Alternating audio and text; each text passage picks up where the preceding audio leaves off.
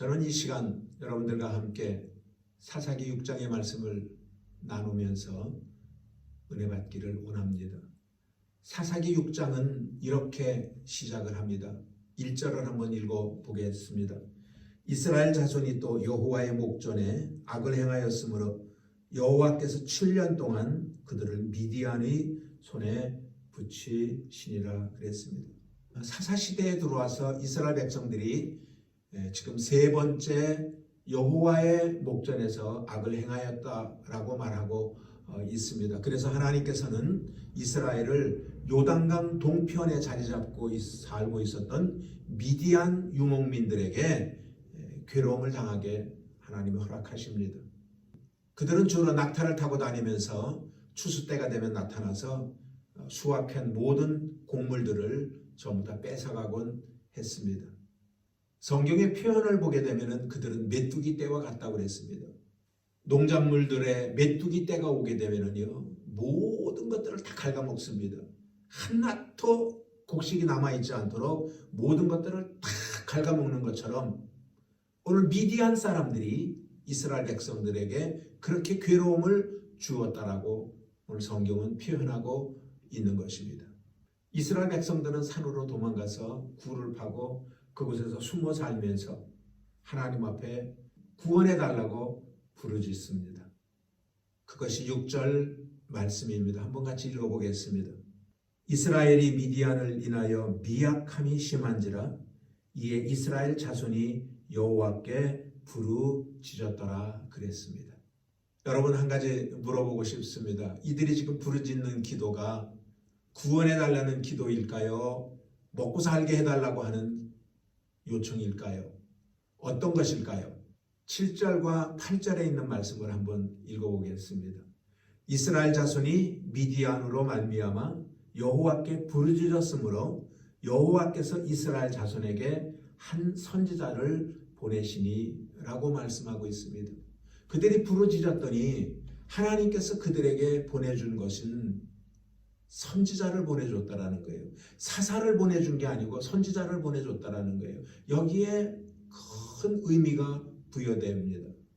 사사를 보내기 전에 왜 선지자를 보냈냐 하면은 선지자를 통해서 하나님의 말씀이 그들에게 전해질 때에 그들은 그 말을 듣고 그들의 잘못한 것을 깨달아 알게 되고 그들이 우선 먼저 회개하게 하기 위하여 선지자를 보냈다라는 것입니다. 그렇다면 명백하지요. 그러니까 이스라엘이 하나님 앞에 부르짖은 것은 고통스러운 것을 해결해 달라고 하는 부르짖음인 것을 우리는 분명히 알 수가 있는 것입니다.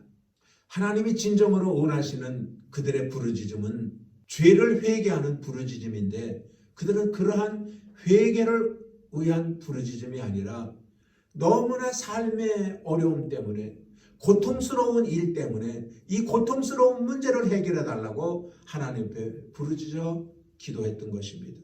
하나님은 결단코 그것이 먼저가 될 수가 없습니다. 혹시 우리도 그렇지 않을까요? 회개에 대한 부르짖음은 외면한 채 너무나 삶의 어떤 어려운 문제 때문에 그 문제만 해결해 달라고 하나님 앞에 나와서 부르짖는 기도가 우리들의 기도가 아닌가 하는 것을 오늘 이 시간 우리는 다시 한번 생각해 보아야 될 것입니다. 사랑하는 여러분, 우리는 분명히 알아야 합니다. 우리는 하나님의 마음을 알아야 됩니다. 하나님이 무엇을 원하시는지, 하나님은 먼저 우리의 죄악을 해결하기를 원하신다라는 것입니다. 그래야 우리의 삶의 근원적인 문제가 해결되어지는 것입니다. 자, 오늘 이제 이스라엘 백성들을 위해서 하나님께서 한 사사를 이제 준비를 하는 과정을 우리에게 소개를 해주고 있는데 첫 번째는 뭐냐면은 하나님은 겁쟁이 기드온을 사사로 부르셨다라는 것입니다. 그것이 11절에 기록되어져 있는 말씀입니다. 마침 요아스의 아들 기드온이 미디안 사람에게 알리지 아니하려 하여 밀을 포도주 틀에서 타작하더니 라고 말하고 있습니다. 오늘 기드온이 밀을 타작하는 모습을 보게 되면은 흔히 밀은 타작 마당에서 도리개로 밀을 타작을 해야 되는데 이 기드온은 밀을 가지고 방 안으로 들어가서 틀에서 밀을 타작하는 것을 보면서 무엇이 생각나냐 하면은 이 사람 상당히 사람을 두려워하는구나. 사람들이 자기가 추수했던 밀을 빼앗아 갈까 봐 두려워서 그는 방 안에 숨어서 타작을 하고 있는 모습을 오늘 이 성경 속에서 볼 수가 있는 것입니다. 사랑하는 여러분, 그런데 하나님께서는 그러한 겁쟁이 기드온에게 뭐라고 말씀을 하셨냐 하면은 12절에 보면은 여호와의 사자가 기드온에게 나타나 이르되 큰 용사여 여호와께서 너와 함께 계시도다 이렇게 말했습니다. 이 말을 들은 기드온은 얼마나 황당했는지 모를 거예요. 자기는 분명히 자기 자신을 압니다. 자기 자신이 겁쟁이인 것을 너무나 잘 압니다. 그런데 하나님께서 사자를 통해서 자기한테 들려준 말은 뭐냐면은 기드온이여 너는 큰 용사라는 거예요. 도대체 이해가 되지 않는 말을 그는 듣게 된 겁니다. 거기다가 더 하나 기가 막힌 건 뭐냐면은 무서워서 숨어서 지내는 그러한 상황인데 어떻게 하나님이 그러한 상황에 함께 하신다고 말씀을 하실 수가 있을까 하고 그는 의아해하고 있는 것입니다. 그러나 하나님의 눈과 우리의 눈은 다릅니다. 하나님의 생각과 우리의 생각도 다릅니다. 아무리 기드온이 겁쟁이라 할지라도 아무리 기드온이 연약한 자라 할지라도 하나님이 그와 함께 하시고 하나님이 그를 붙들어 쓰신다면은 분명히 그는 하나님의 큰 용사로서 일을 할 수 있게 될 것입니다. 이제 하나님은 기드온을 큰 용사라고 말씀하시면서 그를 부르십니다. 그리고 고통받고 있는 이스라엘 백성들을 구원할 사사로 그를 사용하십니다. 그것이 14절에 기록되어져 있는 내용입니다. 여호와께서 그를 돌아보아 가라사대 너는 이 내 힘을 의지하고 가서 이스라엘을 미디안의 손에서 구원하라. 내가 너를 보낸 것이 아니냐라고 말씀하고 있습니다. 하나님은 이스라엘 백성들의 고통스러워하고 있는 그 모습을 아시고 또 그들을 불쌍히 여기셔서 그 미디안의 손에서 그들을 건져내기 위하여 하나님은 당신의 사자를 기드온에게 보내서 이스라엘 백성들을 구원하라고 명령을 하십니다. 하지만 기드온은 하나님께서 보내준 사자가 전해준 말에 조금 의심을 하게 됩니다. 그 사자가 전해준 말이 16절입니다. 내가 반드시 너와 함께 하리니 내가 미디안 사람 치기를 한 사람을 치듯 하리라 그랬습니다. 기드온은 전해준 이 말이 사실인지 의심하게 됩니다.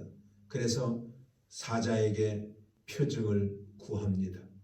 그것이 17절 이하에 있는 내용의 말씀입니다. 좀 길지만 여러분들에게 읽어드리도록 하겠습니다. 기드온이 그에게 대답하되 내가 주께 은혜를 얻어 싸우면 나의 말씀하신 이가 주 되시는 표징을 내게 보이소서. 18절 내가 예물을 가지고 다시 주께로 와서 그것을 주 앞에 드리기까지 이곳을 떠나지 마시기를 원하나이다. 그가 가로되 내가 너 돌아오기를 기다리리라 그랬어요. 그리고 21절에 보면은 그 표징을 보여줍니다. 여호와의 사자가 손에 잡은 지팡이 끝을 내밀어 고기와 무교전병의 댐에 불이 반석에서 나와서 고기와 무교전병을 살랐고 여호와의 사자는 떠나서 보이지 아니한지라 라고 말하고 있습니다. 그때서야 기드온은 하나님께서 이스라엘 백성들을 자기한테 맡겨주셨고 또 그 일을 감당하며 하나님이 자기와 늘 함께 하심을 확신을 하고 그는 그 사역에 출발을 합니다. 두 번째입니다. 하나님은 기드온이 이스라엘 백성들을 구원하기 위하여 출발하는 그 시점에 기드온의 집에 있는 우상을 먼저 척결하라고 하시는 말씀인 것입니다. 기드온의 아버지 요아스는 아마 잘 살았던 것 같습니다. 그래서 미디안 족속의 사람들에게 신임을 얻고 잘 보이기 위해서 자기 집에 우상을 세워놨어요. 그리고 거기서 매일 우상을 섬기면서 그들에게 인정을 받고 손해를 보지 않으려고 했던 것 같습니다. 그래서 하나님은 기드온이 미디안을 물리치기 이전에 먼저 그 집안에 있는 우상부터 척결하라고 말씀하셨습니다. 근데 여러분들 우리가 보다시피 기드온은 겁쟁이였었기 때문에 그가 하나님의 말씀에 순종은 하는데 낮에 행하지 못하고 밤에 우상을 척결하는 것을 보게 됩니다. 그것이 27절에 기록되어져 있는 말씀입니다. 이에 기드온이 종 열을 데리고 여호와의 말씀하신 대로 행하되 아비의 가족과 그 성읍 사람들을 두려워함으로 이 일을 감히 백주에 행하지 못하고 밤에 행하였더라 라고 말하고 있습니다. 기드온은 상당히 두려움이 많았던 사람입니다. 그래서 낮에 하게 되면 사람들한테 발각되어서 자기 자신에게 어떤 불이익을 당할까 봐 밤에 몰래 우상을 척결했던 것을 볼 수가 있습니다. 그에게 자신이 없었던 것은 그것뿐만이 아닙니다. 하나님 앞에 더 표징을 그는 구합니다. 우리가 여러분들이 기드온 그러면은 잘 아는 것처럼 양털 시험 사건입니다. 그는 양털 한 뭉치를 갖다 놓고 하나님 앞에 말씀을 드립니다. 하나님, 내가 너무 연약한데요. 진짜 하나님이 내 가운데 임재하시는 것을 보여주세요. 오늘 양털을 여기다 이렇게 둘 테니까 내일 아침에 일어나서 양털에만 이슬이 앉고 양털 주변에는 이슬이 없게 해주세요. 그리고 하나님 앞에 표징을 구합니다. 하나님께서는 그 기드온과 함께 하시는 것을 확신 있게 보여주기 위하여 양털에만 이슬이 내리고 그 주변에는 이슬이 내리지 않도록 보여줍니다. 기드온은 한 번 더 표징을 구한 것이 이번에는 양털만 뽀송뽀송하고 양털 주변에 이슬이 내리도록 해달라고 하나님 앞에 표징을 구하는 것이 오늘 사사기 6장 후반부에 있는 내용입니다.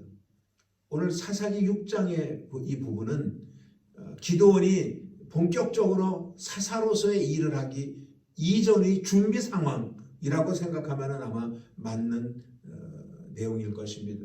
그래서 오늘 이러한 모든 것들을 통해서 그가 확신을 갖고 하나님이 진짜 나와 함께 하시는구나, 하나님이 함께 하시면 모든 일을 할 수가 있구나 하는 것을 그가 마음의 확신을 가지고 이제 사사로서의 길을 스타트해 나가는 그런 모습을 우리는 이 성경 오늘 본문을 통해서 살펴볼 수가 있습니다. 사랑하는 여러분들이요, 우리의 삶에는 참 다양한 많은 문제들을 우리는 가지고 있습니다. 특별히 우리는 크리스찬으로서 하나님의 몸된 전에서 우리에게 맡겨준 또 하나님의 직분들이 있기 때문에 그 직분을 감당할 때에 하나님께서 그 속에서 열매를 맺게 해주시고 여러분들의 삶에 은혜를 나누어 주실 줄로 믿습니다. 이제 내일부터 이제 본격적으로 기드온의 사역이 이제 펼쳐집니다. 하나하나 나누면서 큰 은혜 가운데 서는 저와 여러분들이 되시기를 주님의 이름으로 축원을 드리겠습니다.